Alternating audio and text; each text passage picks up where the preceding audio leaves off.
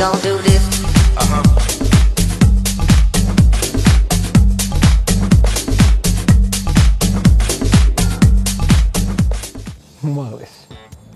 მაგრამ თუ გინდა დავაკონკრეტებ ესა თეატრალური უნივერსიტეტის სამსახიობო ფაკულტეტი. სემონოვით ვიქნებოდი სპორტსმენი. დისციპლინა არის ის რაც მომწონს ჩემში, პასუხისმგებლობის გრძნობა და შეუპოვრობა. ესე ერთი კომერი არ მყავს, თუმცა რაღაც ცხოვრებაში რაღაცა ეტაპები იყო, როდესაც რამდენიმე, თქვა, სულ არის ვიღაცა, ვისკენაც რაღაცა მიდიხარ და გინდა მიუახლოვდე. მე თუ უახლოვდე, მე როგორ სხვა არის და ასე. რა ვიცი, ეგრე თითქმის ყველაფერს წავეპოტინე ჩემი ცხოვრების მანძილზე, როგორც ძალისმიერ სპორტის სახეობებს, ისე თქვათ აზარტულს, თუმცა აზარტულში არ გულისხმობ მაინც და მაინც კაზინოს ასე შემდეგ, სპორტის სახეობად არ ვთვლი მაგას.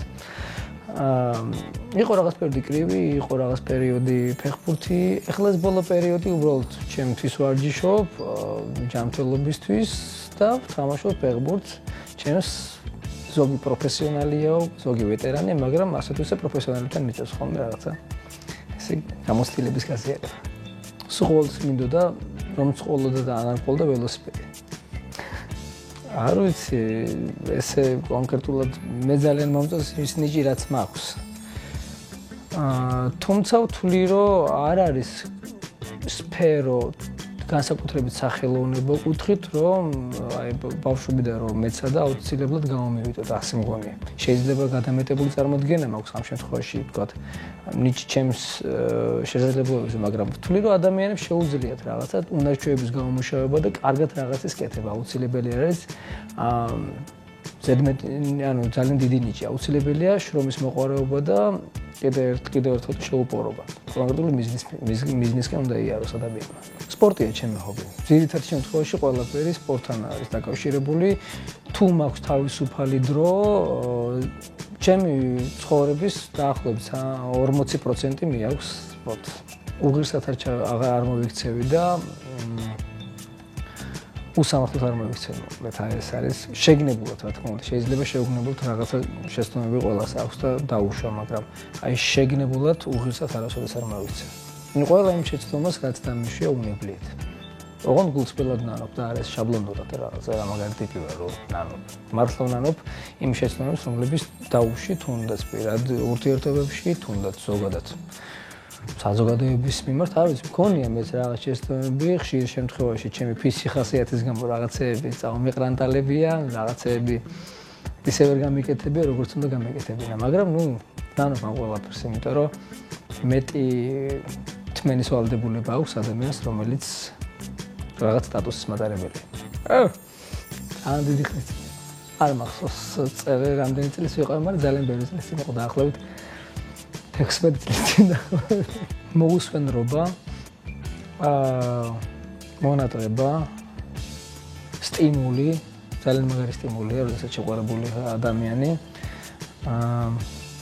გარკვეული სიგიჟე, ეჭვიანობა, ძალიან ბევრი რაღაცა. ბევრი ბედნიერება მქონია, მადლობა ღმერთს ცხოვრებაში. ეს კონკრეტულად რო გამოუყო, ვერ ვიტყვი.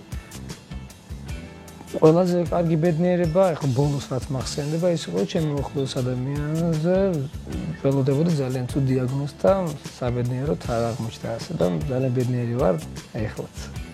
ქალი ასოცირდება აი რაც სიყვარულებზე ჩამოთვალეთ დაახლოებით ამ ყველაფერს მიუხედავად იმისა, ეს ქალი მე მიყვარს როგორც ქალი, მიყვარს როგორც მეგობარი, უბრალოდ ალბათ ქვეცნობიერად ყველა ადამიანი თავის პროფესიიდან გამომდინარე დებს იმ რესურსს, რომ სადღაც მაინც მოეწონოს საპირისპიროსკენ მისი ქმედება, რაღაცა საქციელი წარმატება.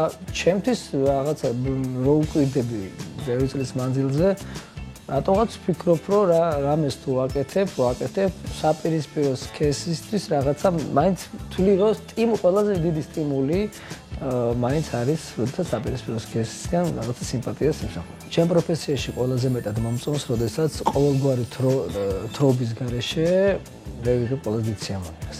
აი ეს არის ყველაზე მე არ მესმის ადამიანების, რომლებიც გარკვეული სტიმულატორებით, ნარკოტიკებით, სასმელით და ასე შემდეგ ცდილობენ, რომ აი სცენაზე სიამოვნება მიიღონ.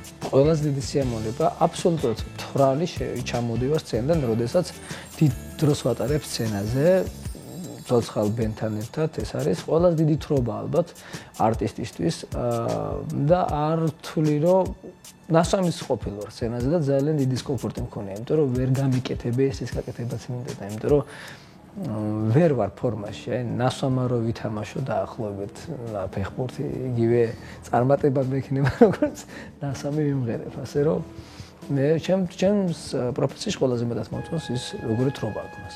გამომდინარე იქიდან რომ მე და ჩემი უფროსი ძმა, პრინციპში ერთი ძმა ყავს უფროსი და დამყავს უმცროსი როდესაც ერთად ვარ ძალიან არაადეკვატურები ვართ ხოლმე და ასე რომ ძალიან ბევრი სისულელი ჩაგვიდენი. სისულელი არის უკვე ჩემი და ჩემი ძმის არსებობა ერთად.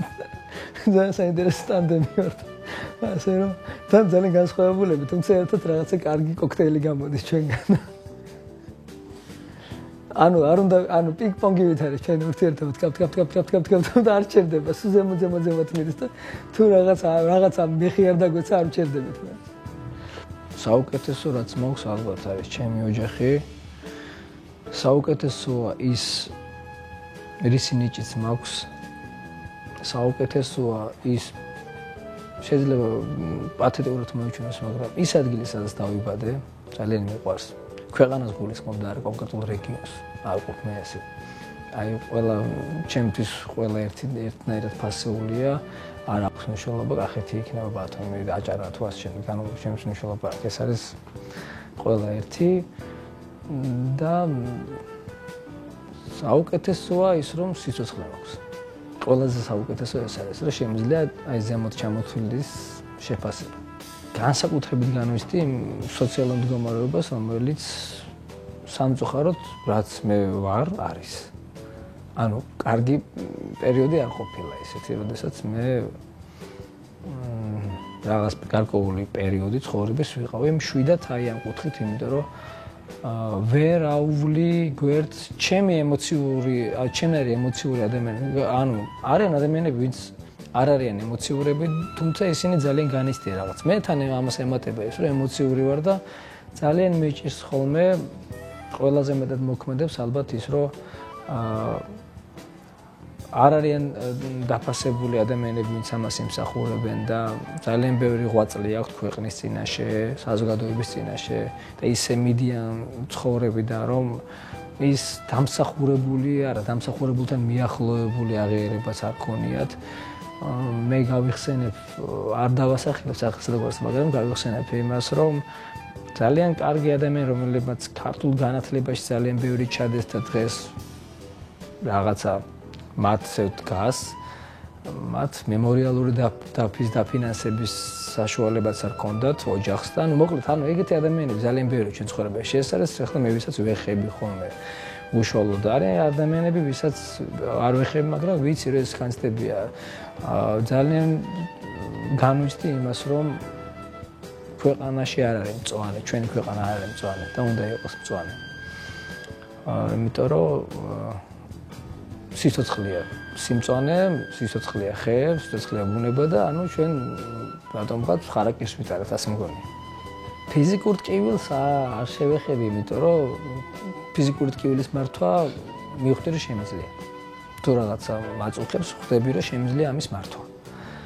და შეიძლება საცილოდ მოიჩვენოს იმას, მაგრამ რაღაცა აზარტიც აქვს ამას, როდესაც ფიზიკური ტკივილი გაქვს და ამის თმენის აზარტი არის, რომ რაღაც ფორმას უძებნი შენ მას და შენს გონებაში სხვა ეტაპზე გადაგყავს, თან ეს პერმანენტული ტკივილი თუა და თუ ანუ არ ჩერდება, უკვე შენ მას მისი დრო გაქვს იმისთვის, რომ მართოს. და ასე რომ რაღაცა ამ კუთხით და რაც შეეხება ზოგადად ტკივილს ეს ორი კითხვა ძალიან ახლოს იყო და რაღაცა დამეშტამპა გონება ამ კუთხით და მაინც იგივე ტკივილზე მივდივარ, რაზეც ვისაუბრე, რომ ადამიანებს ჩვენ ქვეყანაში არ უყვართ ერთმანეთი და მან თავდება ალბათ ყველაფერი. არ მესმის, როდესაც იძახიან აფხაზეთი, სამხრეთ ოსეთი და ადამიანებზე არ საუბრობენ. საუბრობენ რაღაცა ტერიტორიაზე, რაღაცა მიწებზე საუბრობენ, რომელი მიწებიც ხალხის გარეშე ვთვლი, რომ უბრალოდ თვითკმაყოფილებას მოგურის ჩვენს იურისდიქციაში რო იყოს ეს ტერიტორიები. თვითკმაყოფილებას მოგურის ალბათ. მაგრამ მე არ მომგვრის თვითკმაყოფილებას თუ იქ მაცხოვრებელ ადამიანებთან ჩვენ ვერ შევძელით საუბარი. არ მჯერა ალბათ შეუძლებლის. ყველაფერი შესაძლებელია. ამას ვამბობ აბსოლუტურად გულწრფელად. ყველაფერი არის შესაძლებელი. ადამიანს ალბათ რისი წარმოდგენა შეუძლია ის სადღაც დასაშვებია. და თუ ეპოქებს გადავხედავთ და ვიტყვით, ანუ ქვისხანიდან მოვყვებით, ანუ ქვისხანასაც თავი დავანებო დაახლოებით მე-11-12 საუკუნეში ის რაც ჩვენ უკვე დღეს ხდება სოფლიოში აბსოლუტურად სხვაპარიც არ იქნებოდა. ასე ყველაფრის მჯერა. იცი რა, ძალიან მინდა აი ამ ადამიანების გაცნობა შეიძლება უცნაურად მოიჩვენოს იმეს, ვინც შექმნა ატომური ბომბი, ვინც ზოგადად აი კაცობრიობას ვინც ანადგურებს, რა სიამოვნებას იღებენ. რა თქმა უნდა ეს გარკვეული სიამოვნება და აზარტია, როდესაც იმ ადამიანმა იცოდა ვინც ატომური ბომბი შექმნა, რა ატომურ ბომბს ქმნიდა, მაგრამ მაინც შექმნა. რო არ შევეხოთ ჩვენს თანამემამულეს, რომელმაც არც თუ ისე კარგი დღეები დააწია და მის ვიზავის ჩრდილოეთ ევროპაში, რომელმაც არც თუ ისე მოკლედ ძალიან ისეთი აი ადამიანების გაცნობა მინდა, რომ თუ აი იგივე საშუალება მექნებოდა როგორც ჩვენ მე მისავალ კითხვებს და როგორი გულწრფელიც მეორე ისეთი გულწრფელები იქნებოდნენ, ძალიან საინტერესო იქნებოდა მათთან შეხვედრა, იმიტომ რომ რატო გააკეთეს ეს, რატო აკეთებენ. და კარგი იქნებოდა ეს მათი გაცნობის პერიოდი ყოფილიყო მაშინ სანამ ამ ყველაფერს გააკეთებდნენ. ესე არ მახსენდება, მაგრამ ალბათ 10 რო ავიღოთ 7 ბილწი იქნება. ხო, მაგრამ ეს ისეთი ორგანულია, რომ რა ვიცი, რაღაცა ისეთი არ გულწია ცინიკური, ირონიული, იუმორით გაჭირებული რა თქმა უნდა და არა ბოროტი, მოკლედ რაღაც ძალიან ბევრი ფრაზაა. ბოლო პერიოდში გამომდინარე იქიდან რომ დილის წამყვანი ვარ რადიოში, დილამშვიდობისა, რომელიც ისმის შემდგომ და რადგანაც ეხლა საღამოს ეთერიც მაქვს ასაყვანი ტელევიზიით და ვცდილობ რომ უცებ სადმე დილამშვიდობისა არ გავიქნია, იმიტომ რომ იმდენად მექანიკური გახდა ეს დილამშვიდობისა, რომ სადმე არ ვთქვა ეს შუაღამისას დილამშვიდობისა. ნუ ეს ალბათ რამდენიმე კითხვის წინ დასმული კითხვის გაგრძელება იქნება, ჯერ ამ ყველაფერი შესაძლებელია. მართლა მჯერა ამის. ძალიან ძნელი ადამიანები გამოსწორდნენ, მაგრამ ესე შესაძლებელია არიან, რომ მე სულ ვიზახი, რომ გამოსწორებული ადამიანი ძალიან ცოტა არსებობს. ხო არის რომ გამოსწორდები დაახლოებით, მე ამას შევცვლი. როდესაც ემოციური მდგომარეობა დგება, ნუ სიმშვიდეში ჩვენ შეგვიძლია ჩვენი ემოციების მართვა და შეგვიძლია ვთქვათ, რომ აი ის რაც გამოსწორებაც ვისაუბრეთ სიტყვაზე. მაგალითისთვის იმას ვითარებაში ვაკონტროლებ. როდესაც ემოციური მდგომარეობა მიდგება, მე უკვე ის ჩემი ავთენტური ხასიათი რაც მაქვს, ალბათ ის მოდის წინ და შესაბამისად უკვე ვეღარ ვაკონტროლებთ იმ ყველაფერს. ძალიან რთულია. თუმცა არიან ადამიანები, ვისაც ამის მართვა შეუძლიათ. ოჯახი არის ალბათ ყველაზე მეტი სტიმული და საფიქრალი ადამიანიც. მიუხედავად იმისა, რომ მე ოჯახთან ერთად არ ვცხოვრობ ცალკე. ჩემი ალბათ ყველა ფიქრი მნიშვნელოვანი უკავშირდება ჩემს ოჯახს, ჩემი ოჯახის წევრებს და ძალიან მეამაყება მე ჩემი ოჯახი და ჩემი ოჯახის წევრები. ძალიან მენატრება მამა, რომელიც აქეთ არ ცხოვრობს და იშვიათად ვნახულობ. და ძალიან მინდა რომ ყველა ერთად შევიკრიბოთ და ერთად ვიცხოვროთ. ანუ ძალიან ისეთი ისე რა ვქო, წინასაარჩევნო განცხადებას ხავს, მაგრამ ნუ ესეა. ჩემი სურვილი ასეთი ოჯახი, ასეთი ჩემთვის სიმყარის და ერთიანობის სიმბოლოა და აუცილებელი არის ყველანი ერთად ცხოვრობდნენ იმისთვის რომ ერთიანობა გქონდეს ჩვენ, ჩვენ შეიძლება ერთად ცხოვრობდნენ, მაგრამ საერთოდ არ იყოს ერთიანობა. ჩემი სურვილი რომ ჩემი ოჯახი იყოს ერთიანი. ალბათ სკოლის ან საბავშვო ბაღის ასაკში. იყო ერთგანაც და მეორეგანაც. ისე ან რო თქვა რომ ძალიან ბევრი შეყვარებული მყავდა. აი ამ ასაკამდე ძალიან ის მოგატყუებთ. ერთი ხელისითების მეყოფა ალბათ. ნუ სიყვარული რასაც ქვია. შეცდომების მწვენი. შეცდომას რო უშემწვენია. და ძალიან ღიზიანდება საკუთარ თავს. მწვენი ერთი და და მე ვიზიანდები საკუთარ თავზე როგორ დამემართა ეს. ვინც ამბობს რომ კომპლექსოა, არ ვიცი. ალბათ ყველაზე მეტი კომპლექსი მას აქვს. მაქვს კომპლექსები არ მიყვარს ბევრი ხალხი. ეს იმას არ ნიშნავს რომ მე ვიღაც მიცნობს და რაღაცა. არა, უბრალოდ არ მიყვარს ბევრი ხალხი, რაღაცა ცოტა ასოციალური ვარ ამ კუთხით. ყოველთვის ვიდრე ადამიანს ჩემთან ახლოს მოგუშვებ ან მე მივალმასთან ახლოს ყოველთვის რაღაცა ძალიან შორიდან ვაკვირდები მათ ქმედებებს.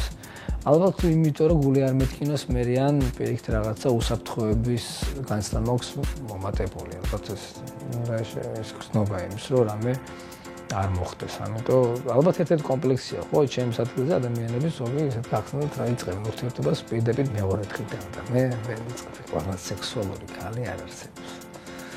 ყველა ქალში არის რაღაცა სექსუალური, თუმცა არიან ქალები რომლებიც არანაირ განცდას არ აღმიძროს და შეიძლება ჩემს გვერდზე ვინმე მამაკაცი დნებოდეს. მისი შემხედვარი, ანუ ყველა ადამიანს თავისი სექსუალობის აღქმა აქვს. არ ვიქნები ძალიან გამორჩეული ალბათ რა მანქანის გასაღები საათი და ტელეფონი. ეს 3 მინუტია და მეც დავამატებ კომბალი, რომელიც მანქანაში მიდევს. მე ვიღვიძებ აი ასე. აი ესე ვიღვიძებ,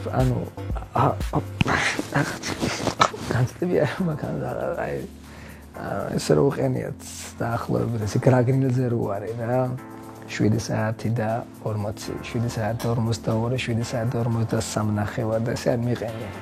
მე თითქმის ეთერი როდესაც მაქვს 6 ნახევარზე ვიღვიძებ, აბსოლუტურად მტკივნეულობთ. მიუხედავად იმისა, რომ ჩემი პროფესია, პირდაპირ პროფესია და არა ეს წამყვანობა, მოითხოვს იმას, რომ შეიძლება ღამით მომიწიოს მუშაობა სადმე და დაახლოებით 3 საათიანი წილი მქონდეს.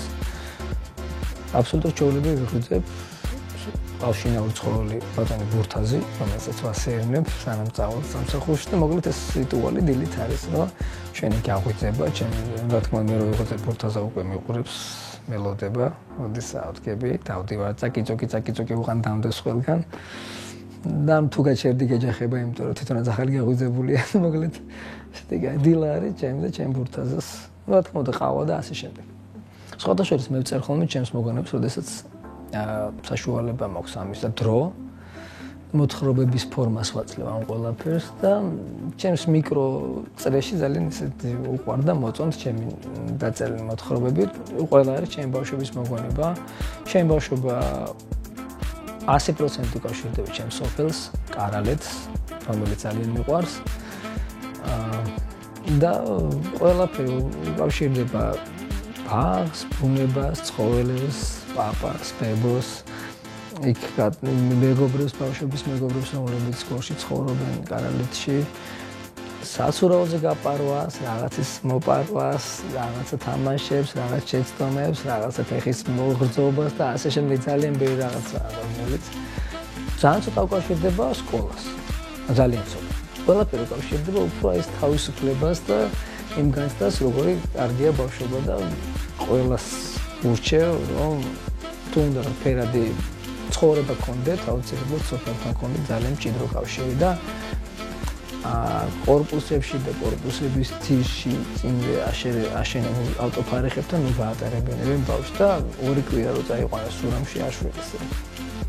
ბევრი კონტაქტია ბუნებასთან საჭირო, ძალიან ბევრი, რომ ბავშვები იყვნენ დამოუკიდებლები, მეტი თავისუფლება მიცემ ბავშვებს, როდესაც ბუნებაში ერენ, თუნდაც რაღაცა ითქინონ, არ არის ამის პრობლემა, რაღაცა მშობელმაც გარისკოს, რომ ბავშვი მიეჩვიოს, როდესაც მიდის სადმე, საკუთარი გამოცდილებით ეძახი, რომ სადმე რომ მივიდივარ, სადმე გადასახტომია, სადმე გასაცურია, სადმე გადასაძრომია, დედას არ უნდა დაუძახო, დედა აქ როგორ გადავიდა, რამე არ მომივიდა, ну რისკი უნდა იცოდე და მე ეს ცხოვრებაში მე ეს მასშტაბი იზრდება და უკვე ჩვეულება იმის, რომ მე დამოუკიდებლად მივიღო რაღაც გადაწყვეტილება კონკრეტულ სიტუაციაში, ხო? უნდა ვიცოდე, რომ მე არავინ არ მომეხმარება აქ რა და ამიტომ ეს ყველაფერი არის თავდაჯერებულობის პირველი წამალი, როდესაც ბავშვები არიან თავისუფლები. ძალიან ბევრი. ძალიან ბევრი. ძალიან ძირითადად ეს ჭორები უკავშირდება სამწუხაროდ ვთვლი რომ ეს მდაბიო ჭორები რომელსაც ძირითადად პირად ცხოვრებას ეხება ხოლმე. აი მეტი იქით არ მიდის რა, ანუ აი ეს ფანტაზია ალბათ არ მიდის, სამწუხაროდ ძალიან მწყდება გული და ალბათ ეს ყველაფერი გაუთავებელი უაზრო ток-შოუების ბრალიც არის, რომლებიც ძალიან ცუდად მოქმედებს ალბათ და ყველა თემა ხო შეიძლება რომ ვიღაცის ცხოვრებაში რაღაცა წავიკითხო, ვიღაცა დაოჯახდნენ ზუსტად ვიცი რომ პროექტია. აი ილაპარაკონ ამათმა და ეს ხალხიც ამან ყველა გადაგდებული ჭიაყელის გარეშე ანკეს მაინც ჭიაყელას არ უკეთია. აი цари ლანკეს ეგებიან და ამ ყველაფერს აზიარებენ სოციალურ ქსელებში, მე ჭორავენ, მე მოკლედ აი ესეთი ჭორებია და რომელზეც უკვე თავიდან მეცინებოდა ვიღაცასთან რომ მაწყვილებდნენ, მე ღიზიანდებოდი, მე ეს განცდა გადიოდა, მე ხელახლა იწყება ეს ტრიალებს რაღაც ეს განცდა, იმიტომ რომ სერიოზულად ვერ აღვიქ ამ ყველაფერს, უბრალოდ გული მწყდება რომ ადამიანები საკენკად აი ძალიან უაზრო რაღაცებს იყენებენ და კარგი იქნება რომ ჩვენ მედია საშუალებებმა ყველამ რა თქმა უნდა ახლა მე არავის არ ჭკუას არ ვარიგებ ჩემი სურვილი რომ კარგი იქნება რომ თუ რამეს გავაკეთებთ მეტი ინტელექტით იყოს ეს გაზავებული და მეტი განათლება მივცეთ და შემეცნებითობა იყოს მეტი ჭორები კი არა რომ ვიღაცას ჯადოს უკეთებს, ვიღაცასთან დადის, ვიღაცა ამ ორიენტაციისა, ვიღაცა აი უბრალოდ აი ამ თემებს ვერ გავუცდით ძალიან ბევრი წელი. აი რო ავიღოთ ჩანაწერები, ჩავთვალოთ 2000 რა ვიცი 5 წლის იგივე ток-შოუ ან იგივე ტიპის ток-შოუები, რომელიც გადის დღეს ეთერში, თემა და სტუმრები არის ერთი და იგივე. არაფერი არ იცვლება და ეს ადამიანები მთელი მაცხოვრებლები არიან აი ამას დამოკიდებული. ვთვლი რომ მაინც კავკასიური ხასიათი მაქვს. ჩემი კავკასიური ხასიათი არის შეუპოვარი მებრძოლი გონება გამჭრიახი, ეს აუცილებლად ასეა და დარწმუნებულია რომ შინაგანი ინტელექტი ჩვენ ქართველებს კიდე განსხვავებით ჩვენი მეზობლებისგან, განსაკუთრებით ძალიან ისეთი კარგი შინაგანი ინტელექტი გვაქვს, რესურსი გვაქვს, ბაზა გვაქვს კარგი, რომელზეც ძალიან მყარად დაშენდება ნებისმიერი ანუ დიდი ცოდნაც და დიდი წარმატებაც. უბრალოდ ჩვენს სწორი ფორმა უნდა მოუზრუნოთ ჩვენს ხასიათს. ვაფასებ აღიარებას, როდესაც აღიარებენ ადამიანები შეცდომის აღიარებას. ყველაზე ისეთი და პატიება. როდესაც აპატიება. წარმატება არ არის ერთ კონკრეტული ეტაპი. წარმატება არის სულ რაღაცა ამ ყველაფერს ვითარდება, სულ რაღაცა ემატება ამ შენს რაღაცა მოპოვებულ აღიარებას, პირად წარმატებას, როდესაც შენ თავთან აღიარებ. შეიძლება ვიღაცამ ჩაგთვალოს წარმატებულად და შენ სულ სხვაგვარად ფიქრობდი ამ შემთხვევაში. ვიღაცამ ჩემი კონკრეტული გამოსვლა ჩათვალოს, რომ მე წარმატებული გამოსვლა მქონდა, მაგრამ მე ვთვლიდე, რომ ეს არ იყო კარგი გამოსვლა. ან თუ სხვა კუთხით გადავალთ, შეიძლება ვიღაც თვლიდეს, რომ კონკრეტული ადამიანი არ არის წარმატებული რაღაცა კუთხით. და ეს ადამიანი თვლიდეს წარმატებულია.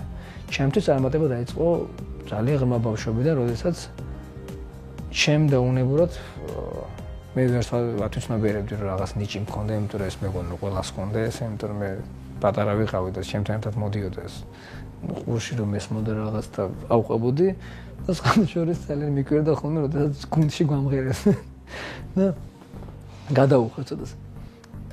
გუნდში გვამღერებდნენ და გუნდში არ ანუ სხვები რო ვერ მღეროდნენ, მეგონა რომ რაღაცა ავად იყვნენ ისინი, იმიტომ რომ რაღაცა ჭირდათ ამათ, ისეთი განსაკუთრებული, რასაც ვერ ხვდებოდი რა ჭირდათ ამ ბავშვებს, იმიტომ რომ სახში მიდიოდი და შემეს ვეკითხებოდი, რომ აი მე რო აი ამას რო ვაკეთებ, იმათ რა ჭირთ, ისინი რატომ ვშვებიან ამას და ნუ ახსნა საზრე არ ქონდა, იმიტომ რომ ხვდებოდნენ რატომ მქონდა ეს კითხვა, იმიტომ რომ მეგონა რომ ეს მოცემულობა იყო, ესეთი რომ ყველას უნდა შეძლებოდა. დავიწყებ არ მინდა რომ იყოს, რომ მარტო იმიტომ დავიმახსოვრო, რომ არ გავღერო და ან მარტო იმიტომ დავიმახსოვრო, რომ ბევრი სიმღერა ჩაწერა, მაგრამ რაღაც. მინდა რომ დავიმახსოვრო, რომ როგორც ღირსეული ადამიანი.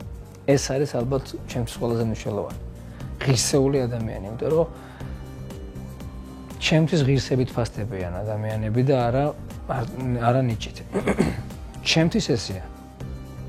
ნიჭი ღირსების გარეშე ბოროტება. აი ჩვენ ვისაუბრეთ დასაწყისში იმ ადამიანებზე, რომლებიც ძალიან ნიჭიერები იყვნენ ის ადამიანები, ვინც მსოფლიოს თავის ჭკუაზე ატარა.